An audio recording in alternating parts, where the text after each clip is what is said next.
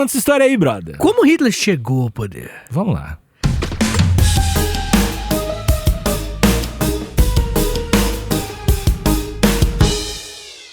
No dia 31 de julho, Alexander, de 1919, olha aí, nós estávamos começando com o parlamento alemão aprovando a Constituição de Weimar. Ah, essa é a voltinha que tu fez pro dia 31. Exatamente. Aprovou a Alexander. Constituição de Weimar. É esse momento. Do que se trata a Constituição de Weimar? Esse é o episódio que você vai aprender. Porque a Constituição de Weimar não é nada mais nada menos do que o background político que o menino do bigode estranho vai usar para ascender politicamente. A Constituição de Weimar é o que cria os principais parâmetros políticos da Alemanha entre a Primeira e a Segunda Guerra Mundial, que é o momento onde o menino Hitler ele vai subindo e crescendo e se tornando ditador. Mas contextualiza, ele que criou esse negócio, isso ajudou ele a subir? Eu contextualizo. É que você parou com um parei tom no de alto. voz. É um tom de voz. Que Eu não parei deu no pra entender. time errado. Porque eu tô com essa intenção. No episódio de hoje, eu quero que algumas falas pareçam editadas, mas elas não são. Essa é a ideia do episódio. Entendi, Nico. A República de Weimar, cara, pra quem não sabe, que é esse período, é o período entre a Primeira e a Segunda Guerra, e que é o momento onde a Alemanha deixa de ser um império, que a Alemanha na Primeira Guerra é um império alemão, né? Um impériozão mesmo, com rei e os caralho. Agora, acabou a Primeira Guerra Mundial, o desfecho foi tão vil, não vil na palavra certa, mas foi tão agressivo com a Alemanha. Tomamos ruim. Eles tomaram muito ruim que o império acabou. A Alemanha se torna uma república, nada de nazismo ainda, tá? Em 1918, 1919 ali, há uma repaginada boa lá na Alemanha e descobre-se, decide-se que, na real, acabou o negócio de império, vai ser uma república azada. E a República de Weimar, que nasce nesse dia oficialmente, né, porque é quando eles criam a Constituição, vai ser uma república colaboracionista com a Tríplice Entente, com os vencedores, com a Liga das Nações. Entendeu? Eles vão aceitar. Tá ligado? É um novo governo que fala, tá bom, a gente viajou, a culpa é nossa. Vamos reconstruir aqui. O que vocês querem? Isso, tá bom. Foram colaborando, entendeu? Com os vencedores da guerra. Que no caso era a Inglaterra, a França, né? E todos os países ali da Liga das Nações, né? Que representaram. Você lembra o nome do acordo que vai ser criado após a Primeira Guerra Mundial que a Alemanha vai aceitar? Famoso. Não. Boa. Tratado de Versalhes. Sim. Eu juro que eu pensei. E por que Mas você não não falou? porque eu sou inseguro. Entendi. E não é culpa minha que tu me deixa assim. Eu te deixo inseguro? Eu pressiono você, Níquel? Tu nunca me pressiona pros teus amigos.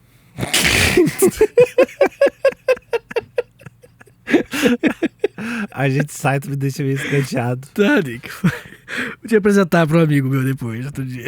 Quando eu peço, daí não é legal, daí não flui. Nem eu vou me sentir à vontade. Entendi.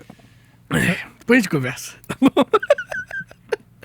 Olha aqui, arrombado. Bem, Níquel! E aí, nós começamos em 1919 o período da República de Weimar, que é um período onde a Alemanha fala, errei sim, vou melhorar. E eles começam a reconstruir a Alemanha, seja como for, né? Mas eu quero saber de você e do ouvinte, porque ele participa desse diálogo. Participa, se assina o canal. Se tá no YouTube, clica assinar, clica no sininho, o ver todos, dá o like, comenta, participa, que a gente precisa da participação de vocês. Precisa de mais participação de vocês. E eu quero que você que está agora participando desse grupo, dessa família, fala família vacilo, É né? legal. Não é legal. Eu gosto. Não é meio acho meio jogar sujo. Estamos aqui pra jogar sujo. Essa família, que é você no YouTube, esses nossos irmãos que estão aqui nesse canal inscritos, eu quero saber a opinião deles também, porque eles sabem. Pensa antes. Como que o Hitler chegou ao poder? Sabe de algo sobre isso? Tá, a gente sabe que a Alemanha tava na merda, autoestima baixo, caralho. Se achando feio. Eu acho que a gente fez um episódio sobre o Hitler na Semana Gente Ruim. Tá lá no Spotify. Eu lembro vagamente que eu acho que ele foi preso até uma época, né? Ele foi preso e eu acho que ele tinha uma galera que tava do lado dele e que foi, vamos indo, mas muita gente não sabe. Agora deixa eu ver o Vitor. Existe uma diferença aí. Por que eu tenho língua presa nessa imitação? Por quê? Existe uma coisa que muita gente não fala, que é ele subiu ao poder com apoio popular. Sabe que foi dito hoje isso, nessa gravação? O pessoal sabe pela roupa, sabe? Que o pessoal sabe. Mas Zé, tu já falou isso algumas vezes. Sim, mas é verdade. E isso é importante pra caralho, pra gente entender que não é um caso tão... E aí depois, olha só, eu presto muita atenção no que tu fala. E aí depois teve uma segunda, acho que eleição pra ver se o pessoal queria unificar os poderes. Porque ele era chanceler, não é esse nome? Tá muito foda, velho. Cara, como eu queria estar daquele lado pra me enxergar.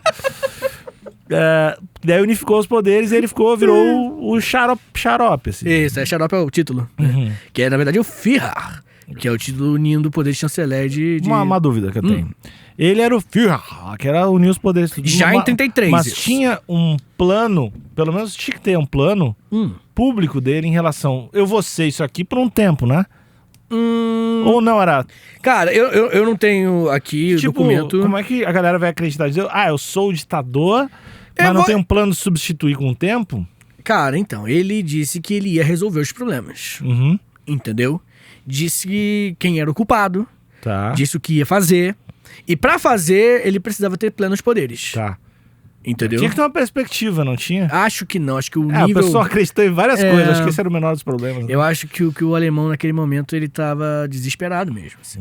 Pelo menos a grande maioria dos alemães. Muito bem, Alexander, nós temos que entender justamente a situação econômica e política e até social que a Alemanha estava passando, pra você entender o que justificou esse tipo de coisa. Geral votando nele. Por quê? Bem... A primeira coisa que você tem que entender é que a Alemanha, ela participou da Primeira Guerra Mundial e ela não foi o único país a participar, outros também participaram, mas o Tratado de Versalhes, que é esse tratado pós Primeira Guerra Mundial, culpabilizou praticamente em 100% a Alemanha pela guerra. Então, tipo, se toda essa guerra, com todos os países, tudo aconteceu, a culpa é sua, Alemanha. É isso. E, obviamente, é exagero, né? O Império Alemão, não tô falando que ele é o bonzinho da história, mas por quê? Por que eles fizeram isso? Eu já expliquei nesse podcast, em outro episódio, que os dois países vencedores principais, você lembra quais são? Inglaterra, Estados Unidos, não tava não tava. Não, até tava. Entrou na segunda. Não, entrou na primeira também, na metade da primeira, mas não eram os países que mais tinham razão, né, mais motivação, posso assim dizer, para lutar contra a Alemanha. A Inglaterra e a França, eles tinham problemas pessoais com a Alemanha. Primeiro que a Alemanha estava produzindo mais aço do que a Inglaterra, em poucos anos unificada, porque a Alemanha tinha se unificado em 1871, era pouco tempo até a Primeira Guerra, nem 50 anos tinham se passado.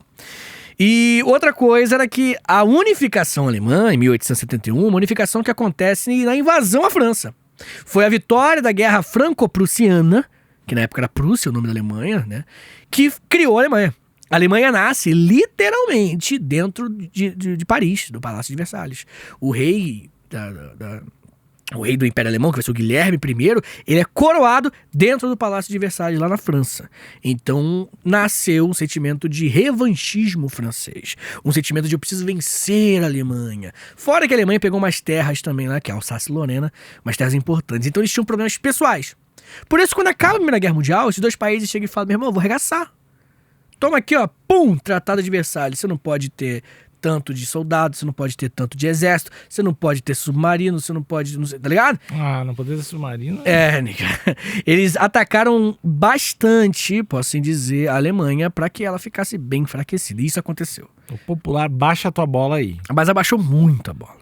De tal maneira que fez com que os alemães, exageraram maneiro, assim. Tinha essa ideia. Mas a República de Weimar é uma república colaboracionista, como eu falei. Ou seja, ela aceitou. Esse novo governo republicano da Alemanha falou, ok, eu só quero me reconstruir aqui. A República de Weimar normalmente é dividida em 3 períodos, Alexandre. O primeiro período é quando nasce ela até um período de instabilidade muito grande. Entre 1919 a 1923, então uns 3 anos e meio, 4 anos aí, a gente tem a fase de instabilidade. Então, começando a remontar. Acontece que a segunda fase, que é entre 1923 até 1929, já tá rolando uma recuperação. As coisas estavam melhorando na Alemanha, sabe? Mas em 29 veio a crise de 29. Nesse momento, a Alemanha comprava um monte de coisa dos Estados Unidos. Exatamente. Dependia muito. Estados Unidos davam a mão, né? Dava muito. A gente falou isso em qual episódio? Há pouco tempo. Eu e você Eu tô atento. É verdade. E sim, os Estados Unidos vai ser um grande braço para a Alemanha na sua reconstrução. Foi há pouco tempo. E aí, quando acontece a crise de 29, que aconteceu lá nos Estados Unidos, um dos países mais afetados, além do próprio Estados Unidos, é a Alemanha. Entende? É esse cara pobrão. E aí... Começou a levantar a cabeça e tomar um tapão na cara. Exatamente. Hiperinflação é o termo utilizado. E aí é o momento que você, já falei isso também nesse podcast, que para você comprar um sapato, você tinha que levar um carrinho de mão de marco alemão. Marco era a moeda deles, né? Uhum. Então era um momento horrível. Pra você ter uma noção, não é piada, não é exagero, não é uma hipérbole. Você realmente valia mais a pena queimar dinheiro do que comprar lenha com dinheiro. Você vê o cálculo do valor do dinheiro, como é que era baixo. E aí tem umas imagens tradicionalíssimas da vida, né? Dos alemães com muito dinheiro e quantidade muito grande de moeda e valendo nada, assim. As crianças brincando com dinheiro, tá ligado? Não valia nada. Bem, então de 29 a 1933 ainda tinha a República de Weimar. Mas é o último período dela. É o período ali mais drástico da crise alemã, que é o momento que o menino do bigode vai ascender ao poder. Bem, o que acontece, né, cara? Quando a Alemanha tá com essa República de Weimar já organizando, assim, basicamente a ideia é ter um Reichstag, que é um parlamento, e um Reichsrat, ou Reichsrat, não sei como é que pronuncia, né? Que é uma assembleia de representantes dos estados. Algo, como é que eu posso dizer? É que a política alemã é muito complexa, né? Até hoje é muito complexa. Mas é algo como uma assembleia legislativa, assim. Enfim.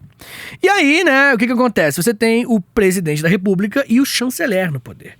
Uma coisa também meio deles e tal. O chanceler é um pouco inferior no poder executivo, mas tinha muita força ainda. Além disso, paralelo a isso tudo, o que aconteceu, entre 1918 e 1919, lá na Alemanha, aconteceu o que nós chamamos de Revolução Alemã, que é o momento da história onde os comunistas tentam tomar o poder.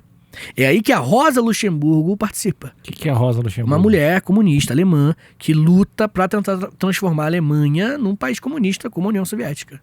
Tá ligado? Ela, inclusive, tem apoio da União Soviética para isso, mas não consegue. A República de Weimar consegue impedi-la, ela morre, mas até hoje ela é lembrada como uma das maiores comunistas alemãs da história. E aí, enfim, a economia alemã tá com vários problemas. Chegou a crise 29, chegou no nível mais fundo ainda, e o Hitler vai ascender. Mas o Hitler, ele já estava lá fazia tempo. Na primeira crise, eu posso assim dizer que a primeira fase da República de Weimar, que é logo depois da Primeira Guerra, onde só o problema maior era o Tratado de Versalhes, nós temos o nascimento do Partido Nacional Socialista Alemão, o Partido Nazista. O Partido Nazista nasce naquele contexto. O Hitler nem é o criador, é outro brother, mas o Hitler está junto desde o começo. E no mesmo ano que ele nasce, Hitler já é o presidente, já é a primeira pessoa. Muito bem, baseando-se em ideário nacionalista, antiliberal, anticomunista e com grupos paramilitares, outra característica muito parecida com o Mussolini, né? Grupos milicianos. Já começamos o grupo aqui, já tem os caras pegando em arma. Já tá pegando em arma, já tá fazendo coisa. Já não gostamos disso. Isso, mas existe um grande diferencial do fascismo, que desde o início o judeu é um problema para os nazistas. Tava ali? Já tava ali desde o começo. Porque o judeu, cara, ele... É como se o Império Alemão, o Império Alemão, quando entrou na Primeira Guerra Mundial, ele tinha certeza que ele ia ganhar. Tá, só voltar umas coisas aqui. Então, a parada de não curtir judeu já tava no ambiente de alguma forma. Tava. O antissemitismo, ele é algo mais antigo. O antissemitismo, não querendo... A gente sabe que sempre teve. Sim, mas uma coisa que é importante deixar claro é o seguinte. O antissemitismo sempre teve, chegou na Idade Média, rolou, mas entre a Idade Média até o século XIX, até um pouquinho do século XVIII, tinha sumido o antissemitismo. Parou de ficar na moda, porque muitos judeus se tornaram cristãos novos. É uma expressão para judeu que se converteu para o cristianismo. Isso aconteceu muito na época das grandes navegações e tal, e deixaram. Século XV, XVI, XVII. No século XVIII, por conta das guerras e tal, rolou uma culpabilização, um revival. Quem fala muito disso é aquela... esqueci o nome da filósofa, que ninguém gosta, cara. depois eu lembro. Essa filósofa, ela deixa claro isso mesmo, que o antissemitismo do Hitler e do nazismo é um antissemitismo moderno. É um revival. Que tinham séculos sem antissemitismo, pelo menos grande, né? Hannah Arendt é o nome da filósofa. Hannah Arendt. Ela fala disso. E aí o antissemitismo volta no século XIX ali, mais ou menos, fazendo com que a galera novamente traga esse papo de, perdemos a guerra, mas porque cheio de judeu no exército. Tá ligado? Perdemos a guerra, mas, essa guerra também é estranha. Por que a gente perdeu? Porque uma coisa interessante que eu já falei no História Perdurada é que a gente esquece um fator muito psicológico da guerra. A Alemanha estava atacando a França. E foi dentro da França que a Alemanha perde. Tá ligado? A Primeira Guerra Mundial. Tipo, a Alemanha não estava apanhando, invadir a capital da Alemanha, e a Alemanha fala, perdi. Não foi isso. Foi uma derrota um pouco atípica. Tá ligado? A Alemanha estava atacando a França, e dentro da França os soldados receberam os telegramas para perdemos. Eles, como é que eu perdi? Eu tô atacando. E aí o próprio Hitler estava no meio falando, eu acho que isso foi vendido, essa guerra. Acho que os grandes judeus estão envolvidos nisso, tá ligado? Começou a conspiração. Qual o contexto? Eles estavam benzaço invadindo a França? Benzaço o quê? Peraí, a Alemanha? A Alemanha tava, tipo... Acabaram os recursos, cara. Era... O ataque é alemão, e aí o fronte principal foi favorito pra Alemanha, porque é a Alemanha que atacou. A Alemanha atacou a França, e lá dentro da França nós temos ali a principal... No Man's Land, a terra de ninguém, né? Onde tem as trincheiras e tal. Foi na França. Ficou ali um tempão, anos ali. E aí acabaram os recursos. E aí a Alemanha perdeu. Só que isso, as patentes mais altas tinham certeza que tinha acontecido. Mas as patentes baixas, como Hitler, falou, não, é uma coisa errada aqui. E os soldados de patente baixa ficaram no exército. Foram crescendo. E na década de 30, eram patente alta. Então ele estava, agora sim. Agora não vai ter aquela agora eu tô aqui. Conspiração. Exato. E aí muitos culparam os judeus, tanto porque nessa época é a época onde as ideias do darwinismo... os judeus com perder a guerra? Porque os judeus, muitas coisas. Primeiro que eles falavam que, cheio de judeu aqui no exército, aí a gente perdeu mesmo. O judeu é ruim de mira? Não, judeu é pior. Porque é a época do... Ruim de mira, carrega, não corre? Não, porque nessa época é a época do darwinismo social, tá ligado? E aí o Herbert Spencer, que é a época que fala que judeu é pior, o ariano é melhor, entendeu? Basicamente é isso. Tá. É as ideias racistas deles. E, além disso, o judeu, ele trabalhava muito com o mercado financeiro, com grana. O capital financeiro, o banco, não é Bitcoin, mas o banco, ele era de judeu. E adivinha quem lucra mais com crise? Judeu. No caso, dono de banco. Então, eles falaram, foi um esquema pra gerar uma grande crise, aquelas conspiração, né? Pra gerar uma crise, pra ganhar mais dinheiro. A culpa é deles, tá ligado? Foi isso que acendeu lá. E o Hitler já cresceu nesse contexto, já falando, culpa do judeu. E no começo era um maluco. Década de 1921, 1922, um doido. Tanto que em 1923 ele vai lá na Baviera, ele chega e tenta dar um golpe. Junta uma galera, ele tem o apoio de um cara do exército, vai numa cervejaria, dá um tiro no teto e fala, vou invadir a capital, vou tomar o poder. E não consegue, né? Ele achou que o povo ia apoiá-lo e não consegue. Deve ter tido um cara, velho, que tava há muito tempo... Avisando? Não, que conheceu uma mina no trampo, assim. Como assim? Conheceu uma mina no trampo lá na Alemanha. E, a mina olhou pra ele olhou pra ela, rolou um clima. E ele queria falar há muito tempo com ela, mas não conseguia. E aí um dia ele teve coragem. E aí, meu, claro, ia sair te conhecer. E ela falou, na real também quero. Toma uma cerveja. Vou tomar uma cerveja. Aí você tá num bar, a mina é tímida, tu também, do nada, Hitler puxa uma arma, dá um tiro pro teto, vou. Nada. Quando tu pensa assim, tal coisa cortou o clima, tal parada é um deal break. Não, o Hitler dando um tiro do teu lado pro teto. Foi isso que quebrou o teu clima. Isso aí deve trazer lá pra baixo, jogou energia lá embaixo. Não, deve ter rolado um climão, e aí os nazistas trocaram tiros com a polícia e não vingou, perderam. Tanto que quando o Hitler tomar o poder, esses nazistas que morreram no tiroteio vão ser lembrados como heróis, assim. Quando o Hitler, né, o país se torna nazistão oficialmente. Na prisão, ele vai escrever o Mein Kampf, ele vai ser preso, né? E ele foi condenado a 5 anos de prisão, mas cumpriu apenas 8 meses. Né? A impunidade brasileira, né? Ficou ali só 8 meses, né? É suficiente aí. Bom comportamento e tal. Escreveu o Mein Kampf, que é um Um manifesto, biografia, né? Enfim, o que foi? Tinha um papo também que tinha uma galera que financiava, botava grana na parada de nazistas. E que o Hitler não era um cara tão que ele era meio burrão, assim. Isso aí é lenda? Não. O que aconteceu é o seguinte. Nessa época, ninguém dava bola pra ele. Ninguém dava bola pra ele. Ele era uma minoria, assim. Tanto porque, quando ele volta da prisão, a Alemanha começa a se reconstruir. Tá ligado? E as coisas começam a... Que é a segunda fase da República de Weimar que eu falei. As coisas começam a melhorar e aí, deixa ele pra lá. Só que aí vem a crise de 29. Aí na crise de 29, o fantasma do comunismo da Rosa Luxemburgo, que já tinha tentado dar um golpe na Alemanha, volta. E aí a milícia alemã, que é a SA, a milícia nazista, na verdade, ela começa a caçar comunista. Começa a caçar no comunista e e judeu também. E aí rola o que rola várias vezes na história, né? Constantemente.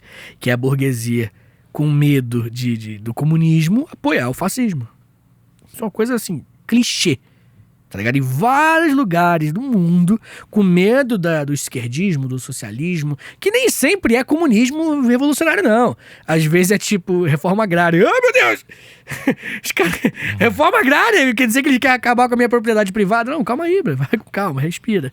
A burguesia já apoia o cara e financiaram o Hitler. Dessa mina que tu falou que é uma grande expoente. Sim. Comunista. O lance dela é não ter sociedade, não ter propriedade. Não, o dela é comunismo estilo União Soviética. O cara é da burguês lá, dono da empresa. Do madeiro. do estabelecimento dele. Sim. Ele, vou encostar os 500 pila de flyer aqui. Isso. E um fuzil. Exatamente. Madeira é capaz real de fazer isso. Supostamente. Mas é impossível. Mas é isso mesmo, cara. E aí ele começou a financiar o partido nazista, que meio que tava começando a ganhar uma moral, assim. Com a crise 29, entendeu? Porque o comunismo ele vai ser muito demonizado rapidamente pra soar como o fim do mundo, a derrota. Mas também com um pouco de razão, né? Por quê? Porque acabou dando merda em vários lugares.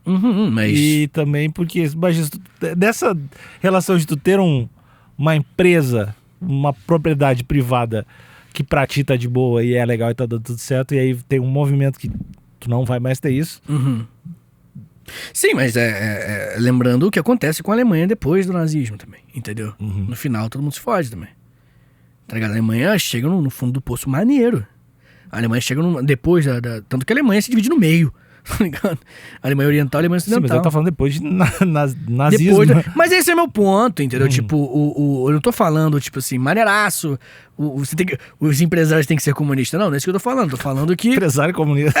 Entendeu? Eu não tô falando isso. Eu tô falando que a solução dos caras, às vezes, é uma solução mais danosa pra eles mesmos. Que no caso foi. O nazismo é uma parada que... Acho que uma empresa... Por que tu acha que o cara, os empresários alemães da época acharam... Tá, eu entendo, eu consigo ter empatia, a perspectiva do dono lá da hamburgueria que tá com medo de ver o cara aqui com uma bandeira Rosa Luxemburgo sair do cemitério. Eu entendo essa perspectiva. Mas o que faz ele apoiar uma parada tão extrema pro outro lado, desgraçada? Muitas coisas. Primeiro que não parecia ser extrema desgraçada pro outro lado. Não parecia de cara, assim. Parecia ser uma galera que tava disposta a matar comunista. Entendeu? Isso realmente, deixaram claro desde o início. E não só comunista, o judeu também. Mas o judeu não era morto, né, oficialmente, entendeu? Publicamente. O judeu, a gente vai resolver o judeu aí. A gente vai cuidar dos judeus aí, botar uns trem, não se preocupa mais com eles. Tá ligado? Era aquela política que a gente tava falando que agradaria a muitos hoje em dia de... Morador de rua. Acabar com os moradores. Com os moradores. Que muita gente ia falar, não, se eu não ver e não tiver mais aqui, isso, minha frente tá de boa. Exatamente. Já cansei de pegar Uber e o cara fala, tem que levar tudo numa fazenda. Já fala, né? É isso, e o judeu, ele... Vem aqui pra fazenda, deve ser legal. Não sei se essa era a ideia, né? Não sei se o cara... Não acho que o cara pensou nessa... falou ir pra uma fazenda. A fazenda não era essa que você tá pensando. Tô imaginando vários passeios de pônei. Não é essa fazenda que ele pensou. Mas o lance é que a situação tava tão ruim que eles estavam... Resolve aí. Entendeu? E essa é a ideia do Hitler, né? Lembrando que os ideais racistas não eram exclusividade do nazismo. Tá? A gente já conversou sobre alguns episódios que Winston Churchill falava que o branco era melhor. E real, era meio que normal, assim. A galera mais comunista, assim, mais os regimes, mas não tinham nada disso, né?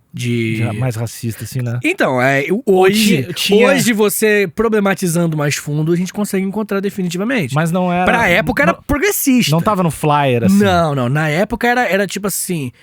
por exemplo, a gente tem uma imagem clássica de um cara asiático e um cara russo... O russo segurando o filho do asiático e vice-versa, como uma das propagandas.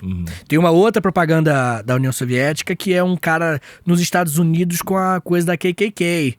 E aí escrito uma parada tipo assim, nos Estados Unidos é assim, tá ligado? Parada assim. E não tô mentindo. Então assim, eles eram os progressistas, mas pra hoje, que a gente problematizou muito mais esses termos, a gente poderia classificar os soviéticos e outras coisas. Vai ter ali no meio, porque... Vai ter o nível que hoje exige-se. Não sei falar, não. Tá. Muito bem. A Alemanha, em 29, como eu falei com você, chegou num ponto que, se fudeu. Se fudeu muito. Se fudeu maneiro. A Alemanha chegou a 5 milhões de desempregados. Númerozinho legal. Se não me engano, era em torno de 40% a 50% da população alemã. Assim, coisa que era um caos social bem legal mesmo.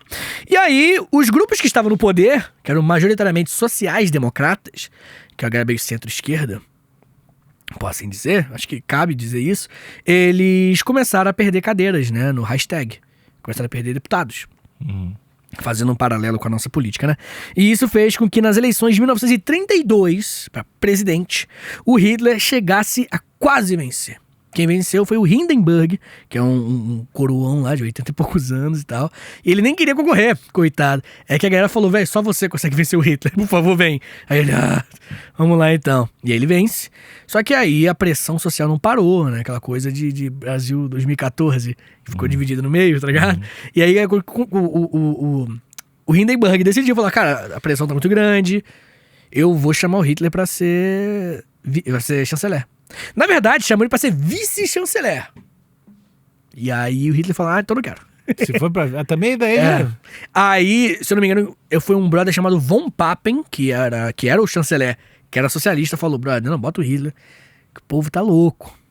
A galera do Hitler tá revoltadíssima. Baita conselho, hein? E aí botou o Hitler como chanceler. E, inclusive, nesse momento tem uma coisa interessante que eu anotei aqui, que o Goebbels, ele disse no seu diário, Hitler é chanceler do Reich, como um conto de fadas. Filho da puta, né, cara? Conto de fadas, cara. O cara é muito mal, né? Ai, cara, mas enfim, o Hitler chega como um outsider na política, né? Ele chega como um cara que é contra isso daí, tá ligado? Nem lá, nem cá. Nem comunista, nem capitalista liberal. Entendeu? Ele chega como uma terceira opção, um cara de fora. Essa é a vibe dele.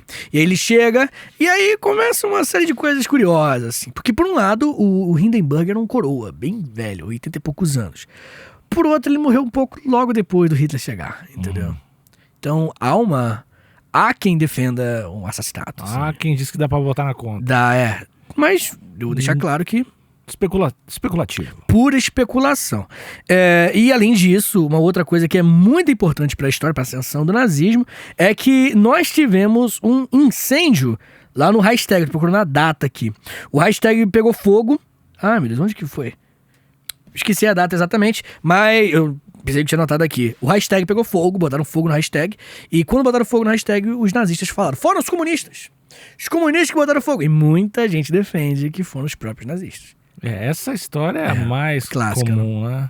Mas é importante deixar claro que não é, né, comprovado isso. Eles botaram culpa no KPD e no SPD, que era o Partido Social Democrata e o Partido Comunista. É porque alguém fez isso em algum momento na história. E é possível que tenha rolado várias vezes. Nero botou fogo em Roma e culpou os cristãos. Teve essa ideia aí. E certamente não foi original dele. Já devia ter rolado. Também não é lá, mas a ideia é mais criativa. Sim, mas é que tem uns caras que fizeram. E aí tudo que acontece, alguém acha que é tipo 11 de setembro. Todo mundo fala fogo no hashtag. E você acha inteligentão. É isso mesmo, é isso mesmo.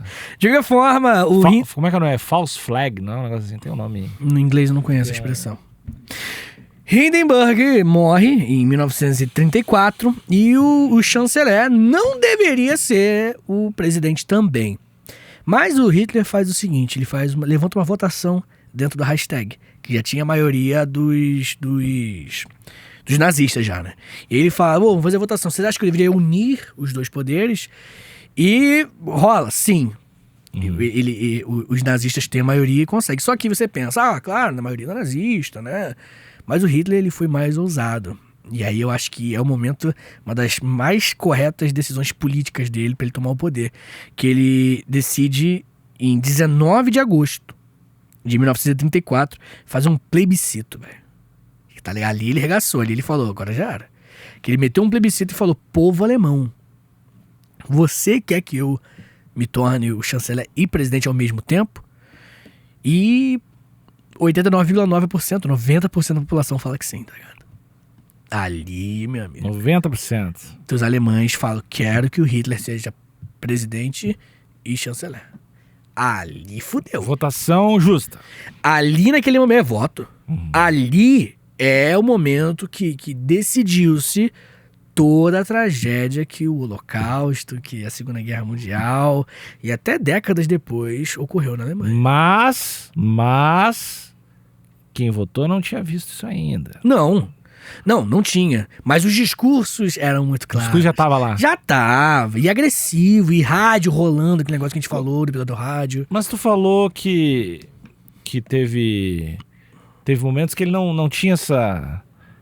Que não dava pra sentir ainda que ele era filho da puta. Começo. A 34, definitivamente. Mas quando ele virou chanceler, já era um cara radical. Tipo, já dava pra se ligar. Antissemitismo, já não era pra ter votado nele. O antissemitismo, eu esqueci as datas, mas os eventos como a Noite dos Cristais, que foi um evento onde vários alemães destruíram várias lojas de judeus, e o nome Noite dos Cristais era por conta das vidraças das lojas derrubadas no chão. Você viu o chão de várias cidades da Alemanha grande assim, cheio de cristal, né? Que os vidros já tava claro.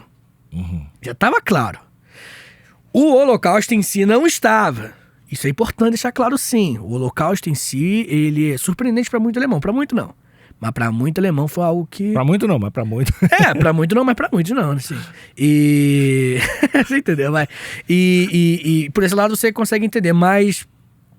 Acho que pra bom entendedor, meia palavra basta. Né? Eu acho que você conseguia entender que a intenção do cara era ruim mesmo, tá ligado? Não era difícil você receber informações. Eu não sei. Eu acho que tão pouca fonte de informação. Que nem tu falou, o rádio sendo uma parada tão foda, só tendo aquele negócio, todo mundo fudido, que nem tu falou, metade das pessoas sem emprego.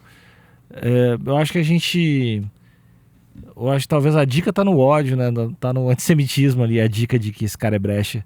Mas eu não sei o resto do discurso dele. O discurso dele era... Se ganhou 90%... Era muita gente. Cara, definitivamente um lance que a gente tem que levar em consideração é que o discurso dele era muito anti-Tratado de Versalhes. Entendeu? Era muito, tipo assim, eu não vou respeitar essa porra. Deixou claro desde o início, eu não vou respeitar essa porra, porque isso é injusto o que eles estão fazendo. E era injusto mesmo. Cara, eu não vou mentir pra você, não era lá a parada maneiraça, não. Tipo, a culpar a Alemanha como o único culpado, ou praticamente o único, pela Primeira Guerra Mundial inteira, porra... Até a Rússia virou União Soviética durante a guerra. Olha quanta coisa aconteceu. Mas era brecha, era um tratado ruim porque limitava muito o crescimento... Multa pra caramba, impostos. Era tudo escroto. Não, era... Multa tipo do que, assim? Multa. A Alemanha meio que... Não que tenha pagado, que não deu tempo. Mas ela ia pagar a reconstrução de todos os países, tá ligado? E, porra, não foi só a Alemanha que lutou, tá ligado? Então, é incompreensível, sim, que o Tratado de Versalhes, Tanto porque o presidente Woodrow Wilson, dos Estados Unidos, ele criou os 14 pontos de Wilson, que seria um outro tratado pós-Primeira Guerra que substituiria o Tratado de Versalhes. Que ele falou assim, brother, ó, esse tratado seu de vocês aí vai dar uma merda. Para com isso. Vamos aqui pra esse 14 pontos aqui que eu trouxe. E os 14 pontos eram tipo, o slogan dessa alternativa de tratado pós-Primeira Guerra era uma paz sem vencedores e sem vencidos. Queria que geral esquecesse, tá ligado? E geral trocasse ideia, ficasse de boa. E o 14º ponto dos 14 pontos de Wilson era a criação da Liga das Nações, que era uma grande reunião de vários líderes pra trocar ideia, pra resolver vários problemas que não precisaria pegar em armas. Ele só conseguiu criar a Liga das Nações, dos 14 dele. Um dos lances desse tratado que tu falou, e eu acho bom, e acho que quando foi desrespeitado deveria ter dado treta, é o lance do tamanho do exército. Tamanho do exército. O tamanho do exército uns tratados devia ter agora, velho. Sério, não devia ter os exércitos.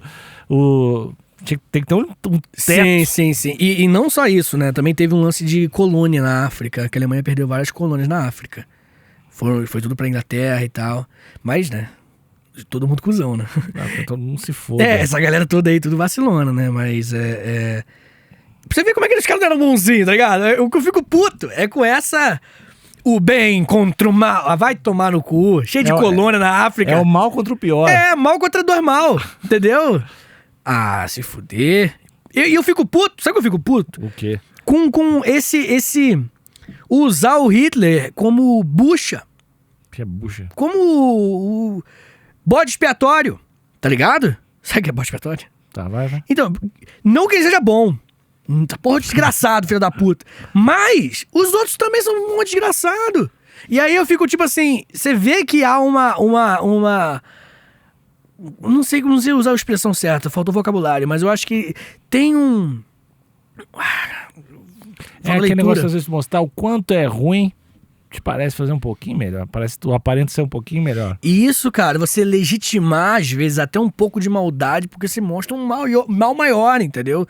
Tipo, o próprio Mussolini, o cara é fascista, foda-se. Mesma merda, tá ligado? Não é a mesma merda. Quase a mesma merda. Aí, tá bom. E você falou, o velho, igual o Bolsonaro, o velho italiano sabia das coisas. Não. Que porra é essa? Tomar no cu, não, eu fico puto. Fico puto porque esse tipo de coisa faz com que as pessoas não entendam que o nazismo não é um grande culto místico do mal. Não, porra, é uma parada que acontece. 90% dos alemães estavam com a mágica, o misticismo, tava porra nenhuma. Todo mundo tava doidão de fascismo, mesmo igual todo mundo fica doidão de fascismo hoje em dia. Tá ligado? Não é o fim do mundo, não. Não é uma grande conspiração do mal, não. É o dia a dia, é manipulação, fazendo com que aconteça hoje o que aconteceu naquela época. Tá ligado? Se você não chama judeu... Sai de mim, né? Que tá parecendo balanço geral. Tomar no cu também esse podcast. História pro bordercóptero. Eu fico puto, cara. Fala, Datena. Tomar no cu. História pros bordercóptero. Eu vi tá você... aqui sobrevoando a Alemanha. Não tem mais nazista, tem bem pouco. Chegou aqui a informação. E aí, tá ficando vermelho? O Siqueira? Eu fui olhando pra vocês e tô assim, ó. Aí que eu me liguei, o caralho, que tu falando? Eu tô pensando, eu vou rir, se eu rir, talvez tá muito brabo, ele vai ficar mais brabo ainda. Ele vai achar que eu sou nazista, sei lá. Ai, cara, eu queria as pessoas entendessem que o que aconteceu... Não, o pessoal entendeu, o pessoal tá nervoso. Dizendo, o cara que tá olhando o celular largou o celular na mesa. Desculpa. É que eu acho que a gente tem que parar de achar que o que aconteceu na Segunda Guerra, no Holocausto com Hitler, é algo tão distante assim, tá ligado? Não é, não. É só usar a palavrinha certa, trocar um avatar ou outro, mas no final é a mesma coisa, assim. E se a gente demonizar tanto e tratar como algo tão místico, a gente acaba caindo na mesma arapuca, né? E é isso. Toma cuidado aí. Então o acerto dele foi o voto popular. Com certeza, porque... Um grande acerto.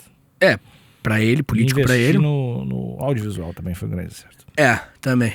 Assim como o Getúlio Vargas fez aqui, só que Getúlio Vargas... Os Estados Unidos. Estados Unidos, sim, mas os Estados Unidos foi geral, entendeu? Então, mas é o que faz a cultura dominante. É o que faz a cultura dominante, definitivamente. Não são as armas, são os pincéis.